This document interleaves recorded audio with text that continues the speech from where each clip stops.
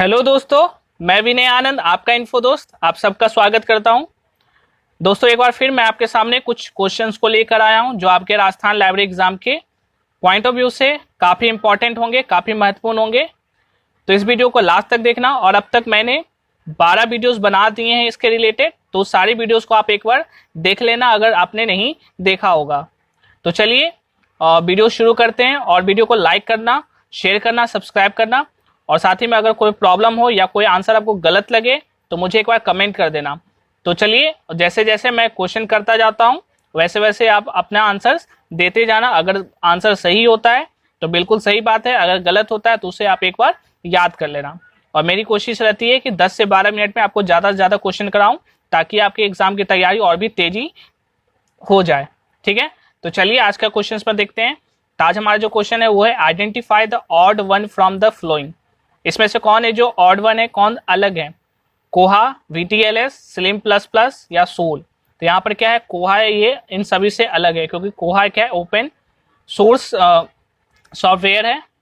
Next है following is not a web 2.0 tool. इसमें से कौन है जो वेब 2.0 का टूल नहीं है? ब्लॉग, फेसबुक, UGC इन्फोनेट 2.0 या RSS फीड। तो यहाँ UGC इन्फोनेट 2.0 ये वेब 2.0 का टूल नहीं है।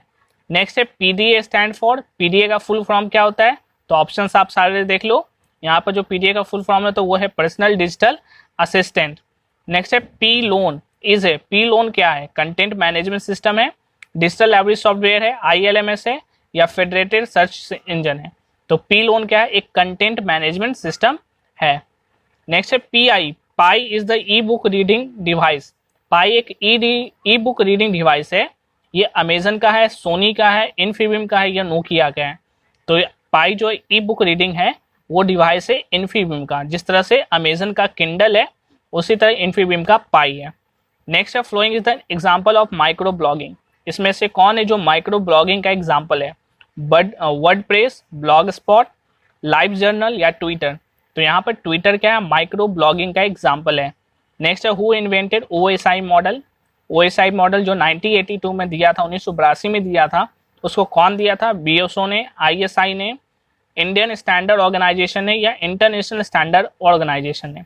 तो OSI मॉडल को दिया था ISO, इंटरनेशनल स्टैंडर्ड ऑर्गेनाइजेशन ने। नेक्स्ट है where ISDN was first started in 1990। करा कि ISDN को सबसे पहली बार 1990 में स्टार्ट कब किया गया था? तो USA, UK, इंडिया या सिंगापुर। तो ये किया गया था सिंगापुर में। नेक्स्ट है nowadays how many types of protocol are used. करा कि आज के समय में कितने तरह के प्रोटोकॉल्स का यूज किया जाता है? तो ये किया जाता है 2 तरह के प्रोटोकॉल्स का यूज किया जाता है। नेक्स्ट है which type of protocol is use by interface for public data network. PDN public data network के लिए कौन सा प्रोटोकॉल का यूज किया जाता है?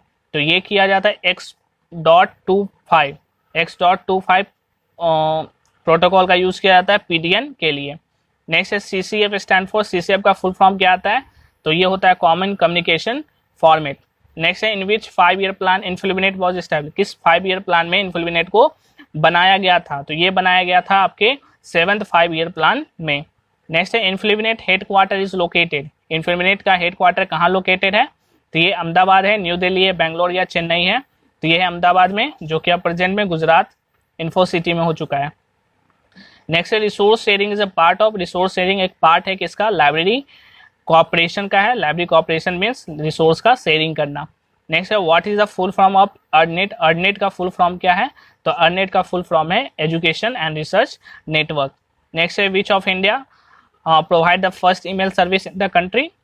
इन कंट्री में, इंडिया कंट्री में सबसे पहले ईमेल सर्विस कहाँ प्रोवाइड की गई? तो ये की गई थी अर्डनेट में। नेक्स्ट है who publish annuls of library science and documentation. Library annuls of library science and documentation कहाँ पब्लिश की गई, कहाँ से पब्लिश होती है? तो ILA, इंसडॉक, DRTC, आइसलिक। तो ये होती है इंसडॉक से होती है annals of library science and documentation. Next है what one is the full text e resources. इसमें से कौन है जो फुल टेक्स्ट ई रिसोर्सेज है? तो JCCC है, ISID है, साइंस फाइंडर स्कॉलर है या ACS है। तो ACS क्या है? एक फुल टेक्स्ट ई रिसोर्स है। नेक्स्ट है which one is the bibliographical database. इसमें से कौन है जो ई बिब्लियोग्राफिकल डेटाबेस है? तो ये है नेचर, ब्लैकवेल, ISID या स्प्रिंगर।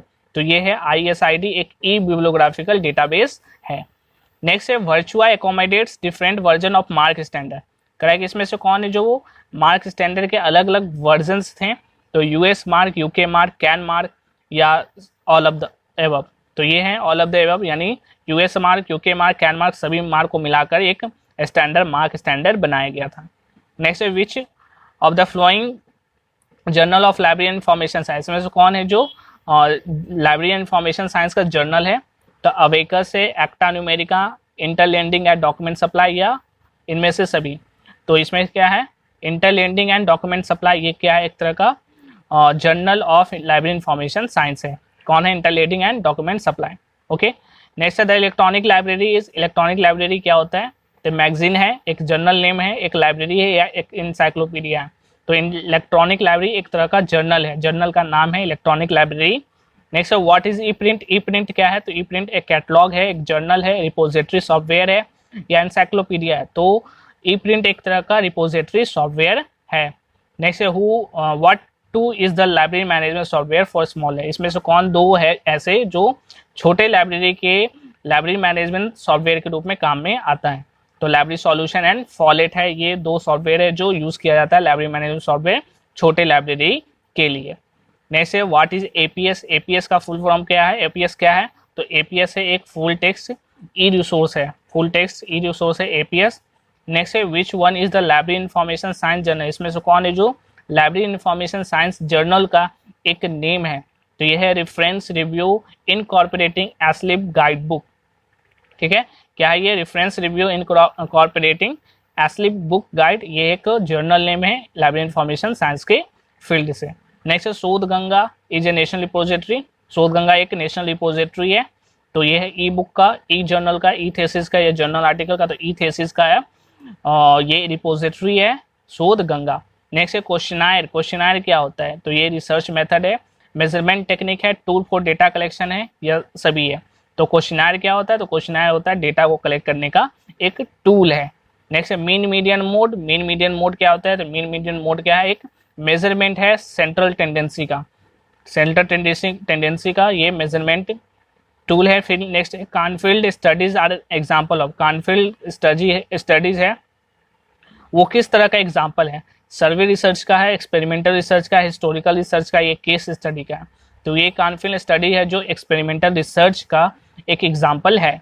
नेक्स्ट रिसर्च, रिसर्च क्या है, तो रिसर्च क्या होता है, तो रिसर्च होता है working in a scientific way to search for truth और एनी प्रॉब्लम, एक साइंटिफिक तरीके से काम करना जिससे सच्चाई का और जिससे प्रॉब्लम का पता लग सके, वो होता है research. Next which of the following is the first step in starting the research process, research जब प्रोसेस स्टार्ट किया जाता है तो सबसे पहला स्टेप क्या होता है, तो सबसे पहला स्टेप होता है कि आइडेंटिफिकेशन ऑफ प्रॉब्लम, सबसे पहले समस्या को खोजा जाता है, उसको चिन्हित किया जाता है, उसकी पहचान की जाती है। नेक्स्ट है common test in research demands much priority on, एक जो कॉमन टेस्ट होता है रिसर्च में वो इसमें सबसे ज़्यादा प्रायोरिटी क्या होता है, किसी भी तरह का टेस्ट का प्रायोरिटी क्या होता है, क्या वो रिलायबल होना चाहिए, यूजेबल होना चाहिए, ऑब्जेक्टिवल होना चाहिए या इनमें से सभी, तो इनमें से सभी वो बात होनी चाहिए। नेक्स्ट है action research means, action research का क्या मतलब होता है, तो एक्शन रिसर्च का मतलब होता है कि किसी भी रिसर्च को क्या करना है, research initiated to solve an immediate problem, कभी भी कोई भी रिसर्च जब इमीडिएट प्रॉब्लम यानी तुरंत जो प्रॉब्लम क्रिएट होती है उसको सॉल्व करता है, दैट इज कॉल्ड क्या होता है, वो एक्शन रिसर्च होता है।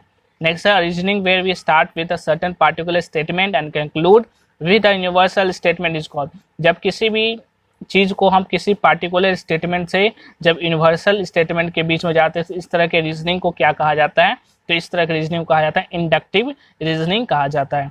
तो मैंने रिसर्च वाली वीडियो में आपको ये बताई है। फिर नेक्स्ट है which of the flowing variables can not be express in A quantitative term, इसमें से कौन है जो क्वांटिटिव टर्म के रूप में यूज नहीं होता है, तो इसमें हो गया socio economic status, marital status, numerical aptitude या प्रोफेशनल एटीट्यूड। तो इसमें से कौन है, तो socio economic status, marital status और प्रोफेशनल एटीट्यूड, इन सभी को क्वांटिफाई नहीं किया जा सकता है, नंबर्स में नहीं लाया जा सकता है।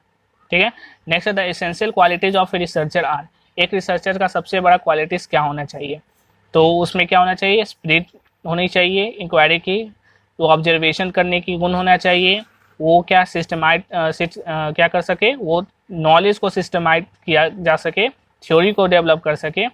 फिर नेक्स्ट है, in the process of conducting research formulation of hypothesis is followed by. जब हाइपोथेसिस किया जाता है तो उसके बाद क्या किया जाता है, हाइपोथेसिस के बाद, तो हाइपोथेसिस के बाद किया जाता है क्या, तो सिलेक्शन ऑफ रिसर्च टूल को, रिसर्च टूल को सेलेक्ट किया जाता है आफ्टर द हाइपोथेसिस। नेक्स्ट है, research paper is a brief report of research work based on. एक जो रिसर्च पेपर होता है वो रिपोर्ट होता है, किसी भी रिसर्च वर्क का एक रिपोर्ट होता है, वो किस तरह का सोर्स का होता है, तो ये प्राइमरी का होता है, सेकेंडरी का होता है, दोनों का आता है या कोई का नहीं, तो ये होता है दोनों तरह के, प्राइमरी सेकेंडरी दोनों तरह के डेटा का ये रिपोर्ट होता है। नेक्स्ट है, one of the following is not an open source software. इसमें से कौन है जो ओपन सोर्स सॉफ्टवेयर नहीं है, तो डी स्पेस है, विंडो है, ग्रीनस्टोन है या लाइनक्स है। तो विंडो सॉफ्टवेयर क्या है, एक ओपन सोर्स सॉफ्टवेयर नहीं है, इसके लिए पैसे लगते हैं। नेक्स्ट है, when RRRLF was established. RRRLF establish कब हुआ था, तो 1970, 1971, 1972 या 1974, तो ये हुआ था 1972 में हुआ था। नेक्स्ट है, where is the headquarter of RRRLF। तो RRRLF का जो हेडक्वार्टर वो कहाँ पर है, बेंगलोर है, दिल्ली है, कलकत्ता या लखनऊ, ये है कलकत्ता है। नेक्स्ट है, RRRLF प्रोवाइड्स द, ये क्या प्रोवाइड करता है, ISSN, ISBN, CCF या मार्क, तो ये करता है ISBN। तो दोस्तों आज के लिए वीडियो में इतना ही रखते हैं।